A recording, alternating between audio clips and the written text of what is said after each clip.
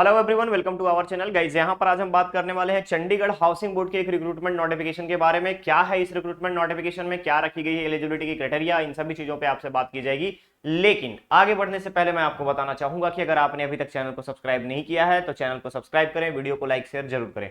चलिए शुरुआत करते हैं आज के इस नोटिफिकेशन का। तो गाइज अगर आपको यहाँ पे विजिबल होगा तो सारी चीजों के बारे में इंफॉर्मेशन दिया गया है, ध्यान से देख सकते हैं आप। Recruitment notification for the starting date की अगर हम बात करें, स्टार्टिंग डेट आपका एप्लीकेशन 3 अक्टूबर से स्टार्ट हो चुका है, लास्ट डेट रखा गया है 31 अक्टूबर। ठीक है, साथ ही साथ एप्लीकेशन फी जमा करने का लास्ट डेट आपका रखा गया है 4 नवंबर। अब आगे बढ़ते हैं पोस्ट के ऊपर। क्या है पोस्ट, ध्यान रखेंगे यहाँ पे ऑनलाइन एप्लीकेशन इनवाइट किया जा रहा है बिफोर 31 अक्टूबर। पोस्ट की बात करूं मैं तो सबसे पहले देखिएगा, सब डिविजनल इंजीनियर बिल्डिंग 15,600 से 39,100 तक का आपका पे स्केल रहेगा 5400 का ग्रेड पे, ध्यान रखेंगे 5400 का ग्रेड पे। नेक्स्ट है sub divisional engineer electrical, sub divisional engineer public health. इन तीनों पोस्ट के लिए अगर हम बात करें, और असिस्टेंट आर्किटेक्ट 4 पोस्ट, ध्यान रखिएगा सब डिविजनल इंजीनियर बिल्डिंग, सब divisional engineer electrical, sub divisional engineer public health, assistant architect. ये 4 पोस्ट ऐसे हैं जिसकी सैलरी रहेगी 15,600 से लेकर के 39,100 तक का पे स्केल और 5400 रुपए का ग्रेड पे। यानी इनिशियल सैलरी अगर हम आपसे बात करें तो 70,000 के आसपास आपका इनिशियल सैलरी बन जाएगा। ठीक है, नेक्स्ट आता है आपका junior engineer building, junior engineer public health, junior engineer electrical, junior engineer horticulture, junior draftsman civil. तो ध्यान रखेंगे इन सभी के लिए जूनियर इंजीनियर पोस्ट के लिए आपका पे स्केल रहेगा 10,300 से लेकर के 34,800 तक का, और इसमें आपका ग्रेड पे रहेगा 4,800 रुपए का। ठीक है, नेक्स्ट आपका आता है non technical post, law officer 10,300 से 34,800 का रहेगा और ग्रेड पे 4200 रुपए। क्लर्क का पोस्ट है 10,300 से लेकर के 34,800 तक का पे स्केल रहेगा और 3200 रुपए का ग्रेड पे यहां पर दिया जाएगा। तो ये तो बात हो गई पोस्ट के इंफॉर्मेशन की। अप्लाई कैसे करना है, ऑफिशियल वेबसाइट दिया गया है। जैसे ही वीडियो चैनल पर अवेलेबल होगा आपको वहां पे डिस्क्रिप्शन बॉक्स में सारी चीजें मेंशन की हुई मिल जाएंगी। क्लियर है, चलिए आगे बढ़ते हैं। यहाँ पर आपको बताया गया है कि मिनिमम सीजीपीए जो है यहाँ पे परसेंटेज में कैसे कन्वर्ट करेंगे सीजीपीए को, उसके बारे में बताया गया है। नेक्स्ट चलते हैं जो हमारे लिए सबसे इंपॉर्टेंट है, इंस्ट्रक्शंस में आप ध्यान देंगे।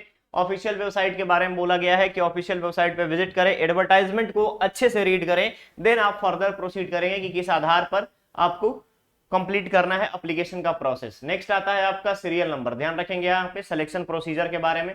ठीक है, सिलेक्शन प्रोसीजर के बारे में तो ध्यान रखिएगा, रिटन टेस्ट होगा फॉर टेक्निकल पोस्ट, ध्यान रखेंगे for technical post written test होगा।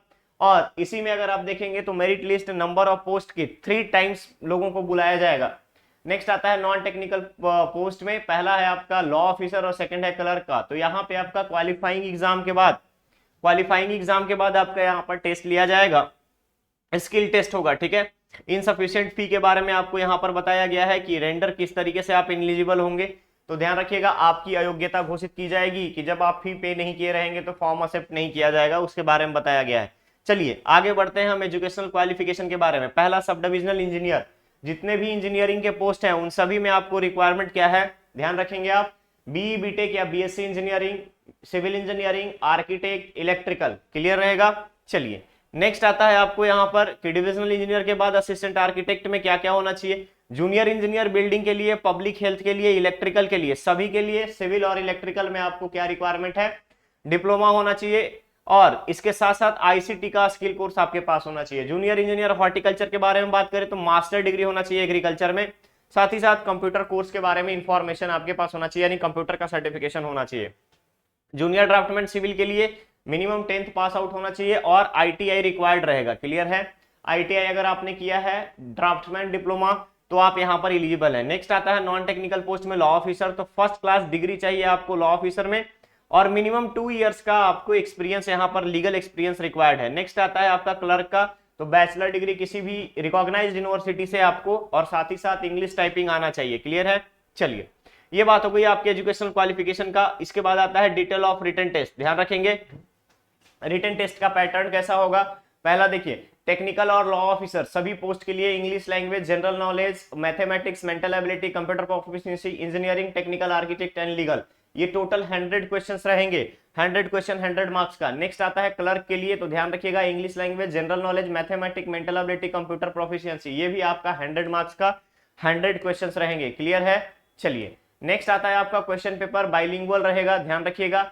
नेक्स्ट आता है आपका टाई ब्रेकिंग के कंडीशंस में अगर कुछ ऐसा होता है कि टाई कर जा रहा है दो लोगों का नंबर, तो उस केस में हायर मार्क्स मैथमेटिक्स को प्रेफरेंस दिया जाएगा। अगर उसके बाद भी टाई कर रहा है तो आपका ओल्डर एज को प्रेफरेंस दिया जाएगा। अगर नेक्स्ट फिर ट्राई कर रहा है तो उसके बाद फिर लॉटरी के सिस्टम से निकाला जाएगा। एज रिलैक्सेशन गवर्नमेंट के नॉर्म्स के अकॉर्डिंग यहाँ पे प्रोवाइड किया जाएगा। अपर एज लिमिट रखा गया है 37 जनरल के लिए, ओबीसी को 3 साल की अगर हम बात करें तो यहाँ पे 40 ईयर्स एंड SC/ST कैटेगरी को 45 ईयर्स। चलिए नेक्स्ट आता है, यहाँ पर आपको बताया गया है जनरल कंडीशंस में कि procedures of submission of online form, तो ध्यान रखिएगा सिटीजन ऑफ इंडिया होना चाहिए। इसके अलावा आपके पास रिक्विसाइट क्वालिफिकेशन जो है, जिस दिन नोटिफिकेशन आया है उससे पहले, जब आप फॉर्म फिल कर रहे हो उससे पहले आपके पास सारी क्वालिफाइंग डिग्री होनी चाहिए। क्लियर रहेगा किस तरीके से आपको अप्लाई करना है? तो पर्सनल डेमोग्राफिक डिटेल्स रखना है, mobile number, personal email ID, reservation category detail, ये सारी चीजें आपको यहाँ पर रखना है। और जैसे ही आप फॉर्म फिल करेंगे उसके बाद रिक्रूटमेंट इन चंडीगढ़ हाउसिंग बोर्ड, ध्यान रखेंगे यहाँ पे इसके बारे में बताया गया है। ऑफिशियल वेबसाइट विजिट करने के बाद इस टैब पे आपको क्लिक करना है। क्लियर, यहाँ पे आपको बेसिक इंफॉर्मेशन दिया गया है। नेक्स्ट आता है आपको कि किस तरीके से आप डिक्लेरेशन को फाइल करेंगे, तो ध्यान रखिएगा डिक्लेरेशन में यहाँ पे आपको कंफर्मेशन देना होगा।